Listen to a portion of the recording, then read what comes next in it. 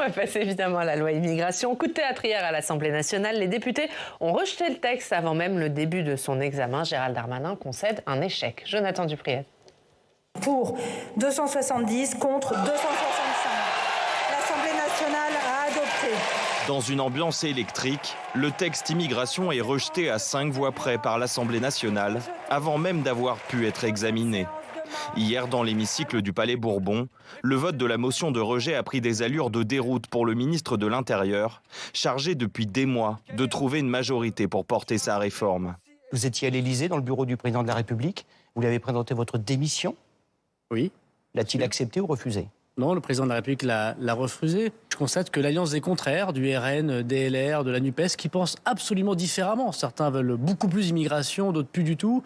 Certains veulent sortir de l'Europe, d'autres veulent plus d'Europe. Eh bien, se sont mis d'accord pour faire tomber, pour des raisons de politique aérie, le texte du gouvernement. Plus tôt dans la journée, les oppositions ont fait une alliance de circonstances pour faire tomber le texte gouvernemental. Le RN, tout d'abord, qui ménageait le suspense sur ses intentions, a finalement rallié la motion issue de la gauche. Le désaveu qui vient de s'exprimer ce soir est un désaveu extrêmement puissant, un désaveu aussi du « en même temps », qui est une véritable escroquerie politique et qui se révèle. Plus surprenant encore, 40 des 62 députés du groupe LR ont voté la motion de rejet. Pour Éric Ciotti, le gouvernement paye comptant le détricotage du texte sénatorial voté en première lecture. Nous l'avons en toute cohérence aujourd'hui adopté, non pas pour interrompre les débats sur un sujet essentiel, mais pour que les débats se poursuivent sur une base beaucoup plus crédible que celle qui avait été empruntée par la majorité, en détricotant totalement le texte du Sénat. Victoire politique pour la gauche également, qui fait pression pour obtenir le retrait pur et simple du texte. Nous demandons maintenant à ce gouvernement de retirer cette loi. Je crois que tout le monde doit comprendre que la Macronie rentre maintenant dans une crise de pouvoir qui est extrêmement profonde. Et que ce qui est en train de se passer, c'est la question de savoir quelle légitimité reste à ce gouvernement. La balle est désormais dans le camp du gouvernement. Hier soir, une réunion de crise s'est tenue à Matignon pour déterminer les suites à apporter à ce texte. De son côté, l'Élysée dit attendre du gouvernement des propositions pour lever les blocages et aboutir à un texte efficace. Jérôme Cordelier, ça a été une surprise ce rejet du texte avant même le début de l'examen. Oui, c'était une surprise, effectivement. Voilà, c'est surtout une bêtise. C'est une bêtise à la fois de la part du pouvoir, c'est une bêtise de la part de ceux qui ont voté la motion de rejet, parce qu'ils rejettent dans le débat public un spectacle absolument désolant de la vie politique. C'est une bêtise de la part de tout le monde. C'est-à-dire que l'Assemblée nationale apparaît encore comme un hémicycle qui n'est pas tenu avec les jeux du cirque. Et le pouvoir est vraiment, sinon dans une crise politique, en tout cas dans une crise d'autorité. On voit bien que Emmanuel Macron a de plus en plus de mal à avoir prise sur les événements. Ouais. Et on va venir sur l'après. Et Gérald Darmanin, c'est vrai, a beaucoup... il a fait énormément de rendez-vous pour essayer il a fait de la politique à l'ancienne, en multipliant les déjeuners, les petits déjeuners avec tous les parlementaires. Ça n'a pas suffi. Pour lui, c'est un échec. Il l'a reconnu lui-même. Je trouve que Gérald Darmanin gère bien, pour le coup, son échec. C'est-à-dire, on voit bien le vieux briscard de la politique déjà à la manœuvre, qui d'emblée reconnaît son échec, présente sa démission au président de la République qui l'a refusé. Voilà, mais le spectacle qui est donné, je trouve, de la démocratie parlementaire et de la démocratie publique est assez consternant, en fait. Pierre, c'est une bêtise ? Alors, ça, c'est vrai que Gérald Darmanin a très bien géré, je trouve, son échec. Ce qui l'enterre un peu vite. Je trouve qu'il a très bien réagi. Et même si c'est un échec cuisant, effectivement, pour ce gouvernement, je ne crois pas que ce soit une bêtise. En revanche, je ne pense pas que ce soit une victoire pour qui que ce soit. Je pense que tout le monde a perdu hier. On ne sait pas très bien. Et d'ailleurs, ce qui gagne aujourd'hui, c'est l'incertitude. On ne sait pas par où va repasser le texte, si ça va être en CMP encore, à cette heure-ci, si ça repasse en lecture au Sénat, ce qu'il adviendra de ce texte à l'Assemblée nationale, s'il sera plus durci et si le gouvernement validera finalement ce texte texte. Et on va parler de l'avenir du texte, mais vous dites tout le monde a perdu. Ça veut dire que les hurrahs de la gauche, quand le résultat a été annoncé... C'est sûr qu'on ne va pas bouder le plaisir de voir le gouvernement enfin mis en échec et mis à la lumière du jour le fait qu'il n'y a pas de majorité pour gouverner dans ce pays. Donc ce que je disais tout à l'heure, quand je disais qu'on est dans une période d'incertitude, c'est à quel moment il y aura une dissolution. Parce qu'à un moment donné, il faut arrêter de se raconter des histoires. Si on veut avancer, si le quinquennat veut avancer, il va bien falloir dégager des majorités d'idées dans ce Parlement. Donc ça veut dire un retour aux urnes. C'est l'échec personnel pour vous de Gérald Darmanin. On va parler de la suite après, mais sur vraiment ce qui s'est passé hier à l'Assemblée. Est-ce que c'est un échec personnel de Gérald Darmanin ou c'est plus global que ça? Il l'a reconnu lui-même. Est-ce qu'il a la responsabilité unique de ce qui s'est passé hier? Unique, non. On voit bien que, si vous voulez, on voit bien que le pouvoir, depuis le début de ce quinquennat, et à la fin du quinquennat précédent, pédale, enfin pardon cette expression, mais pédale un peu dans la semoule, quoi. C'est-à-dire qu'il n'y a pas de prise sur les événements. Le problème, c'est qu'il n'y a pas de cette majorité qui n'arrive pas à trouver. On parlait de majorité, vous avez parlé de majorité d'idées, plutôt de gouvernement par coalition, ça ne marche pas. Ça marche pas, hein. Donc on voit bien que là, et même Carl Olive ce matin sur France Info disait que il faut aller à la dissolution, quoi. Donc on voit bien que là, on est dans une impasse, dans un blocage institutionnel. Désormais, on était déjà dans un blocage politique. Maintenant, on est dans un blocage institutionnel. Donc comment s'en sortir? Et puis surtout avec des Français qui s'éloignent de plus en plus de la politique et du jeu démocratique. Vous vous réjouissez d'une situation comme ça, c'est ce que vous avez dit tout à l'heure. Moi, non. C'est-à-dire que je trouve que c'est vraiment le spectacle qui est donné pour une réforme en plus qui est voulue par 8 Français sur 10. C'est consternant, c'est navrant. Je ne me réjouis pas de la situation. Je me réjouis de l'échec à la fois personnel de Gérald Darmanin et de cette majorité qui joue quand même d'un certain cynisme et d'une certaine arrogance depuis quand même quelques temps. Que ce soit, on dit que c'est le match retour sur la réforme des retraites, je n'y crois pas du tout, ça n'a absolument rien à voir. Mais en revanche, c'est pour ça que je dis on peut se féliciter quand même que ce gouvernement ait été mis en échec compte tenu de l'arrogance, compte tenu du cynisme qu'il y a eu, notamment sur ce texte. Il faut rappeler quand même que Gérald Darmanin a usé de tous ses stratagèmes pour mettre la pression sur les députés, mettre la pression sur les parlementaires, sur les préfets qui eux-mêmes envoyaient les listes des expulsables aux députés avec un certain nombre de couacs qui ont été. C'était assez ignoble comme Patrick Caner nous disait qu'il avait reçu une lettre ce week-end de Gérald Darmanin. J'ai entendu M. Caner en parler tout à l'heure. Et je trouve que l'argument le plus je trouve vraiment détestable, c'est d'avoir accusé les députés qui ne voteraient pas ce texte d'être les complices des futurs actes terroristes qu'il y aurait dans le pays. Je trouve l'argument vraiment abject. Donc il paye ce cynisme, il paye cette arrogance. Maintenant, je ne me satisfais absolument pas de cette situation, si ce n'est que peut-être elle va déclencher un nouvel acte de ce quinquennat par une dissolution ou que sais-je encore. Mais je pense que on utilise un peu trop souvent ce terme, mais c'est clair il s'est passé quelque chose hier dans ce quinquennat et sans doute l'incertitude finira par aboutir sur, je le disais, soit une dissolution, soit un changement de cap politique, ce que je ne crois pas, ou des coalitions. On a bien vu que les coalitions aujourd'hui ne marchaient pas sur les textes. Emmanuel Macron, il a eu raison de refuser la démission de Gérald Darmanin hier. Il aurait ajouté encore plus de crise, pas le terme de chaos, mais en tout cas de crise, évidemment. Donc, d'une certaine manière, oui. Maintenant, la balle est dans son camp. C'est-à-dire, qu'est-ce qu'il va faire? C'est-à-dire, est-ce que, justement, on va aller à la dissolution? Est-ce qu'on va remettre le texte dans le circuit institutionnel, soit par la commission mixte paritaire, soit un retour au Sénat? Donc ça, ça, on va en parler. Sur la démission de Gérald Darmanin, qu'il a présentée, qu'Emmanuel Macron a refusé. Est-ce qu'il avait d'autres choix, Emmanuel Macron ? Gérald Darmanin, même s'il n'a pas une cote très favorable parmi les Français, il reste un des poids lourds du gouvernement. Donc le départ d'un poids lourd dans un gouvernement comme celui de M. Macron, c'est sûr que ce n'est pas un avantage pour Emmanuel Macron. Donc je pense qu'il avait tout intérêt à le garder parmi lui. Et par ailleurs, se poserait la question de qui à la place de Gérald Darmanin. Et on sait très bien qu'Emmanuel Macron est le pire des DRH de ce pays, parce que souvenez-vous, à chacun des remaniements, on attend jusqu'à je ne sais pas combien de temps parfois pour connaître quels seront les successeurs. D'ailleurs, ça s'était posé pour la suite de M. Collomb au ministère de l'Intérieur. On a attendu savoir qui allait prendre les places les plus prestigieuses, parce que Emmanuel Macron a toujours du mal à les retrouver, à trouver les bonnes personnes au bon endroit. Donc c'est aussi ça qui se pose pour Emmanuel Macron. C'est par qui remplacer M. Darmanin. Et puis M. Darmanin tout seul à l'extérieur, c'est une personne, je le disais, il y a beaucoup l'enterre déjà aujourd'hui. Je crois que M. Darmanin, au contraire... c'est plus dangereux politiquement de le sortir que de le garder à l'intérieur du gouvernement. Probablement, oui. Mais la question démocratique se pose, je pense, mais elle se pose. C'est vrai que vous avez raison, on peut pas...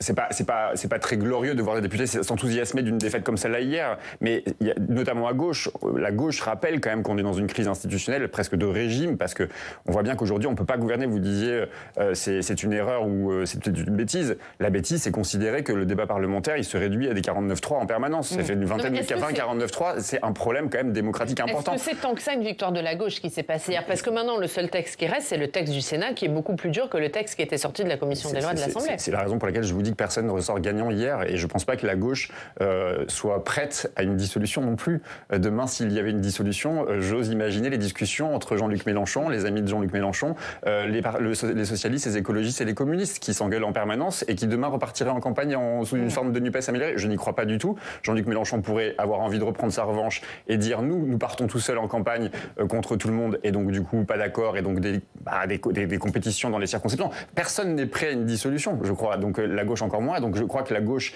doit prendre conscience aussi que ce qui s'est passé hier, c'est le succès de l'extrême droite aussi. C'est-à-dire c'est une volonté de durcir les conditions d'accueil des étrangers, voire d'expulser maximum les étrangers. Donc c'est quand même pas la ligne de la gauche qui est privilégiée aujourd'hui au sein de l'hémicycle et dans ce qui s'est passé hier. Donc je pense que la gauche ferait mieux de se mettre au travail de la bataille culturelle, de la bataille des idées sur la question migratoire, d'arrêter de parler du problème migratoire, d'arrêter de dire qu'il y a une submersion migratoire, dire qu'on a les capacités d'accueillir, mais encore faut-il montrer comment on accueille aujourd'hui en France. C'est ça que doit faire la gauche. C'est pas que des jeux institutionnels, même s'ils sont importants et ils sont utiles d'une certaine manière, parce qu'ils ont gagné quand même un combat contre le cynisme, ce que j'appelle le cynisme et l'arrogance de M. Darmanin. Ouais, c'est pas forcément une victoire pour la gauche, Jérôme. C'est une victoire pour personne, parce que le problème, c'est quand on regarde un petit peu avec distance, c'est que c'est une réforme qui est nécessaire, qui est voulue par les Français, vraiment une grande majorité. Et là, on voit, par le spectacle qui est donné, ce sont des petits calculs politiques, du cynisme de part et d'autre, qui font chuter La politique aérie, a dit hier Gérald Darmanin. Oui, mais il a raison d'une certaine manière. C'est-à-dire que, même si lui en fait aussi, il ne faut pas non plus... voilà. Mais ce que je veux dire, c'est qu'il y a quand même une coalition LFI, RN, avec le soutien de LR, et sur un texte une motion présentée par les écologistes. Ça fait quand même très désordre dans le jeu politique et le jeu démocratique. Donc vraiment, je trouve que là, l'atmosphère n'est pas du tout à la réjouissance. C'est-à-dire que, alors évidemment, il y aura toujours des personnes qui se réjouiront par cynisme, voilà, qui regarderont les uns les autres qui a voté, qui n'a pas voté. Mais le problème majeur, c'est un problème de représentation et de représentation politique au sein du débat public et au sein devant les Français, quoi. C'est ça le problème. Parmi ceux qui ont voté, il y a 40 députés Les Républicains. Hier soir, invités du 20h de TF1, Gérald Darmanin a fustigé leur attitude. Je constate que la motion de rejet et cette alliance des contraires qu'a choisi la politique politicienne, qui n'a pas choisi l'intérêt général, et de voir des LR faire la béquille du Rassemblement national et de la réjouissance de Mme Le Pen, ça me fait mal. Ça fait mal à tous les électeurs de droite et du centre. Je pense qu'on peut constater qu'après les retraites, où il y a eu une comédie, où on a vu que les LR n'ont pas pris leurs responsabilités pour protéger les Français économiquement. Après l'immigration, les LR ne prennent pas leurs responsabilités, alors que la main était tendue, c'était très clair, on était prêt au compromis, on l'a dit, on l'a redit. Avec l'ensemble des forces politiques, on voit bien que là, manifestement, les LR n'ont pas envie, ils font la politique du pire. Je le regrette. Ils ont perdu gros hier, les LR, pour vous, Pierre Jacquemin. Est-ce qu'ils ont fait la politique du pire, comme l'a dit Gérald Darmanin ? Le problème, c'est que quand on parle des LR, on ne sait pas de quel LR on parle. Vous êtes bien placé au Sénat pour savoir que les LR du Sénat ne sont pas les LR de l'Assemblée nationale, et y compris au sein même des LR de l'Assemblée nationale, on voit bien qu'il y a des désaccords assez importants. Ils ont tous un peu les pétoches, pour le dire un peu comme ça, depuis un moment quand même, sur s'il devait y avoir une dissolution dont on parle depuis tout à l'heure, quel serait l'état des forces des Républicains, parce qu'on ne sait plus très bien où ils habitent. À force de courir sur l'extrême droite, ils se confondent avec Marine Le Pen, et toujours vaut mieux l'original à la copie. Et aujourd'hui, et comme hier, des textes qui étaient leur essence, leur philosophie même, la structure intellectuelle, colonne vertébrale politique des LR, que ce soit la réforme des retraites qui était présentée par le gouvernement ou le projet de loi aujourd'hui Asile et Immigration, est totalement compatible avec les Républicains. Donc c'est incompréhensible, cette stratégie des Républicains. Alors ça, évidemment, ça participe de la grande confusion à laquelle on est en train d'assister. Mais c'est vrai que le comportement des LR est complètement incompréhensible. Et je vois bien qu'aujourd'hui, ils vont reprendre la main, peut-être, sans doute même, au Sénat. J'ai toujours dit, de toute façon, ici, sur ce plateau, avec vous, Oriane, que les LR étaient Macron-compatibles, que c'était un jeu de dupes auquel on assistait, que c'était une grande hypocrisie de la part des Républicains que de ne pas vouloir accompagner le quinquennat d'Emmanuel Macron. Ils ont quelque chose de commun ensemble. Écoutez, ils seront sans doute sanctionnés dans les urnes. Jérôme, ils ont perdu gros hier pour vous, les Républicains. Gérald Darmanin dit qu'ils ont été la béquille du RN. Non, mais ça, c'est de la polémique politicienne. Évidemment, si on regarde du côté de LR, il y a une justification aussi, des tricotages du texte, le fait qu'ils ont quand même été méprisés un peu par ce pouvoir, pas d'accord de gouvernement. C'est-à-dire, le problème... Avec un groupe divisé, hein, sur les 62 députés, il y en a 22 qui n'ont pas voté cette motion de rejet. Oui. Ouais. Mais j'ai fait une interview de Daniel Cohn-Bendit, vous savez, qui est toujours intéressant quand même dans ce qu'il observe de la vie politique. Donc hier, et qu'on peut retrouver sur lepoint.fr, pardon de cette publicité, mais où il dit le problème de Emmanuel Macron, c'est qu'il louche tout le temps vers la droite, il lorgne vers la droite, mais il ne va pas au bout. C'est-à-dire qu'il ne fait pas d'accord, c'est-à-dire qu'il est là et c'est le louvoiement. Là, le problème, c'est qu'Emmanuel Macron paye un peu ses louvoiements, c'est-à-dire sur tous les sujets. Et c'est ce que dit Cohn-Bendit d'ailleurs dans l'interview, qui a été un des premiers soutiens d'Emmanuel Macron avant 2017, et qui dit qu'il a de bonnes idées, mais il hésite tout le temps et il n'arrive pas donc à passer. Et donc là, on se retrouve évidemment dans une crise politique et institutionnelle. On ne peut pas avoir toujours la vista en politique, c'est ça le problème. Ouais, et on a hier des LR et du RN qui ont voté la motion de rejet parce qu'ils trouvaient pas le texte assez dur, la gauche qui a voté la motion de rejet parce qu'ils trouvaient le texte trop dur. Est-ce que ce qui s'est passé hier, c'est le revers du en même temps, Pierre? Oui, moi, surtout j'entends beaucoup d'hommes, femmes politiques, commentateurs expliquer que c'est Patrick Caner ce matin qui expliquait que c'était l'alliance de la carpe et du lapin. On sait très bien qu'à droite et à gauche de l'hémicycle, il y a des visions totalement différentes de l'immigration. Là, il se trouve qu'il y a une convergence stratégique entre les formations politiques pour faire rejeter un texte que ni l'un ni l'autre ne veulent. Ils vont pas. Personne n'est comptable des votes de personne à l'Assemblée nationale. Chacun vote ce qu'il a envie de faire. J'ai entendu Delphine Batho aussi ce matin s'exprimer, qui a refusé de donner sa voix à la motion de rejet, en expliquant que jamais elle justifierait de mettre sa voix à côté de celle de l'extrême droite sur un texte aussi important que celle de l'avenir des personnes exilées, etc. J'entends, c'est un argument qui se défend.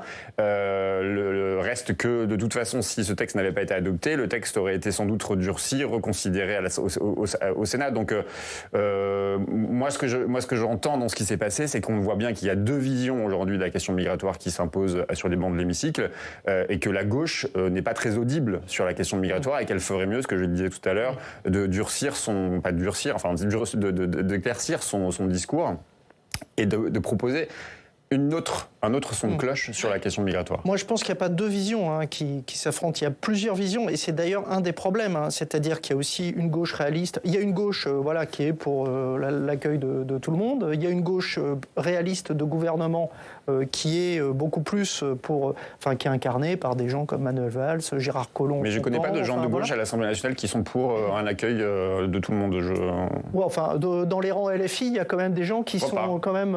Non. On prendra la liste, on verra, mais ce que je veux dire, c'est qu'il y a quand même une vision assez de mosaïque, et d'ailleurs c'est normal, puisque c'est un problème, et d'ailleurs dans l'opinion, c'est comme ça aussi. C'est-à-dire que tout le monde ne peut avoir une vision noire ou blanc de ce problème-là.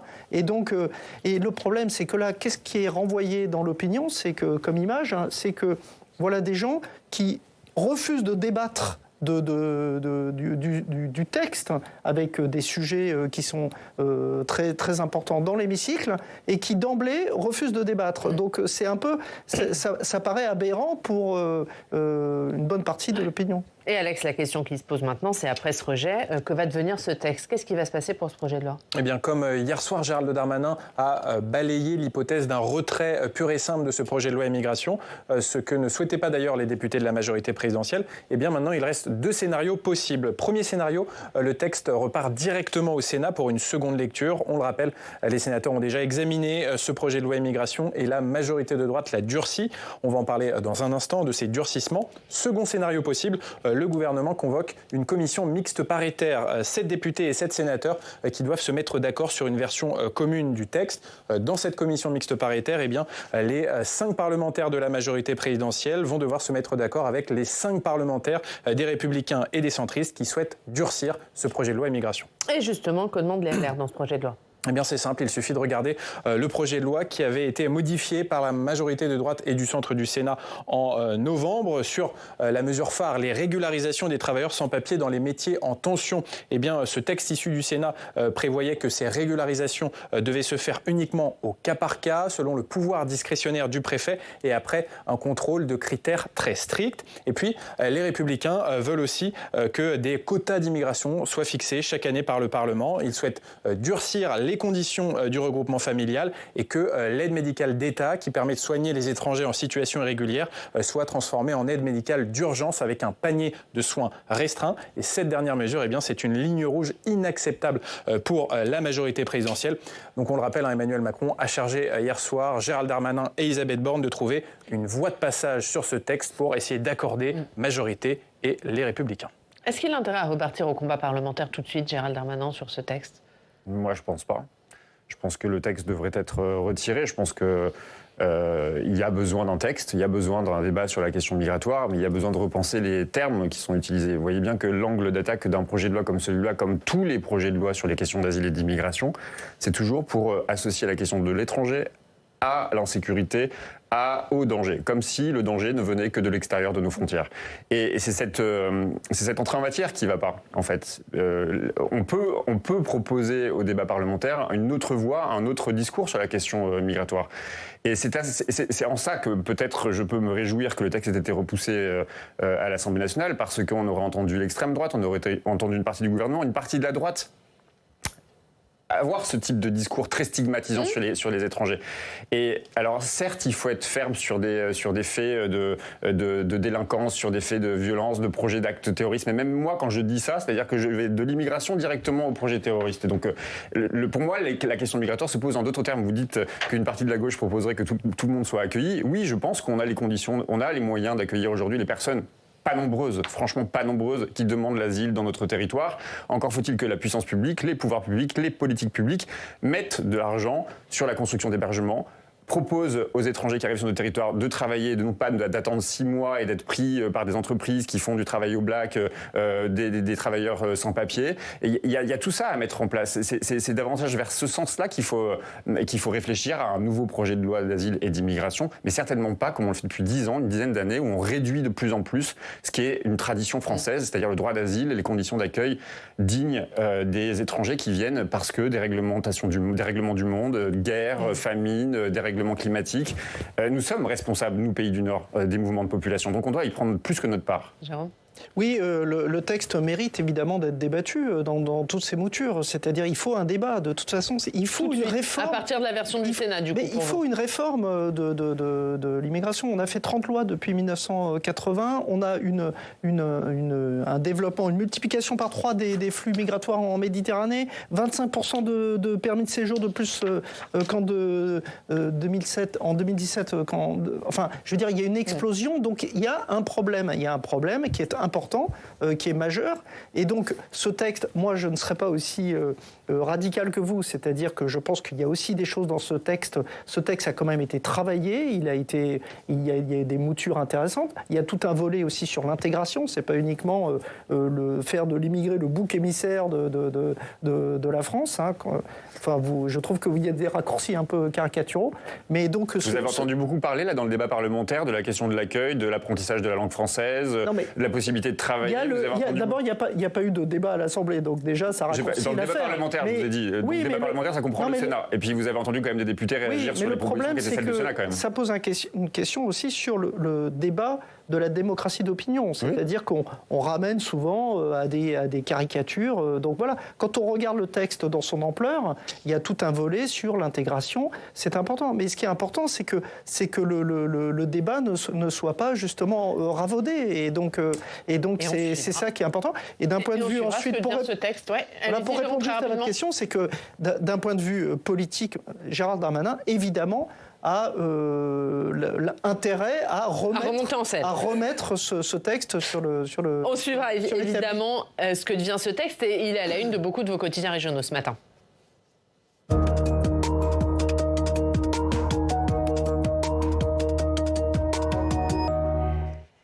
Le rejet du projet de loi immigration à la une de nombreux quotidiens régionaux. Et oui, quasiment toute la presse régionale titre aujourd'hui sur le rejet du projet de loi immigration par l'Assemblée. Avant même que le débat n'ait commencé, les oppositions de la NUPES, des Républicains et du Rassemblement national l'ont emporté à 5 voix près. Un camouflet pour le journal L'Alsace, une crise politique pour la montagne. Le journal La Dépêche du Midi fait, lui, je cite, l'autopsie d'un échec. L'échec du en même temps sur l'immigration avec dans ce texte d'un côté des régularisations et de l'autre des expulsions renforcées. Cela n'a pas satisfait une majorité de députés. Et puis c'est surtout l'échec du ministre de l'Intérieur, Gérald Darmanin, qui était en première ligne sur ce projet de loi. Et d'ailleurs, certains journaux régionaux ont eu la même idée de titre pour qualifier ce désaveu pour Gérald Darmanin. La gifle à la une de Sud-Ouest, de la Provence et de Nice Matin. La claque pour le journal Le Dauphiné Libéré. Gérald Darmanin ne s'attendait peut-être pas à essuyer ce rejet avant même que le débat ne se tienne à l'Assemblée. Logiquement, après ce revers, il a présenté sa démission à Emmanuel Macron, qu'il a refusé en le chargeant de se remettre au travail pour trouver une voie de passage sur ce texte. Le ministre de l'Intérieur va peut-être donner encore des gages aux Républicains pour durcir ce projet de loi tout en essayant de garder unie la majorité présidentielle. Et Alex, on parle également de l'uniforme, ça y est, va être expérimenté à l'école. Et oui, Gabriel Attal, le ministre de l'Éducation nationale, l'avait laissé entendre en septembre et c'est désormais certain. Il y aura bien une expérimentation de l'uniforme à l'école dans certains territoires. Cela fait la une du Populaire du Centre et de l'Union de Reims. À Reims notamment, 1200 élèves vont porter l'uniforme en 2024 et on sait déjà ce que vont recevoir les familles. 5 polos, 2 pulls et 2 pantalons pour un coût de 200 € financés à part égale par l'État et la collectivité. La facture va d'ailleurs s'élever à 100 000 € pour la ville de Reims. Alors le ministre de l'Éducation, Gabriel Attal, n'est pas encore convaincu par l'intérêt de l'uniforme à l'école. Il est conscient qu'il y a beaucoup de dogmatisme autour de ce sujet, mais il attend de voir si cela peut un peu apaiser le climat scolaire. À Deauville, une vente aux enchères historiques d'un cheval de course. Et oui, c'est à la une du journal du Pays d'Auge. Une jument de 4 ans a fait exploser les enchères à Deauville ce week-end avec une enchère qui est montée jusqu'à 4 millions d'euros déboursés par un acheteur en ligne. C'est un prix record. La pouliche s'appelle Place du Carrousel. Elle a été élevée dans un haras de Clarbec dans le Calvados et elle appartenait aux écuries du Qatar. Et forcément, bien, le directeur de son haras avait un sentiment mitigé au moment de la vente. Nous sommes à la fois contents et très tristes car c'était une pouliche exceptionnelle qui nous a fait vivre des émotions hors du commun en remportant de nombreuses courses. Merci Alex pour cette histoire. On regarde vos unes. La une de Politis cette semaine, extrême droite, la contagion mondiale et cette question, la France basculera-t-elle ? Oui, ça c'est le numéro de cette semaine qui est en train de se terminer et là je file à la rédaction pour boucler le numéro qu'on vous prépare sur cette jeunesse qui agite, qui affole, qui excite les réacs. Ce sera à suivre la semaine prochaine. Le point pareil, la semaine qui se termine. Après les banlieues, les centres-villes, la loi des dealers. Pour la semaine qui arrive, Jérôme ? Pour le numéro, on est en train de le faire, donc je peux pas vous dire... Alors, il y a plus de suspense du côté du point. On regarde votre livre, Jérôme. Après la nuit, c'est aux éditions Kalman Levy. Merci beaucoup, merci d'avoir été avec nous. Merci à tous de nous avoir suivis. À 18h, vous avez rendez-vous avec Thomas Hugues pour Sens Public. Très bonne journée, à demain.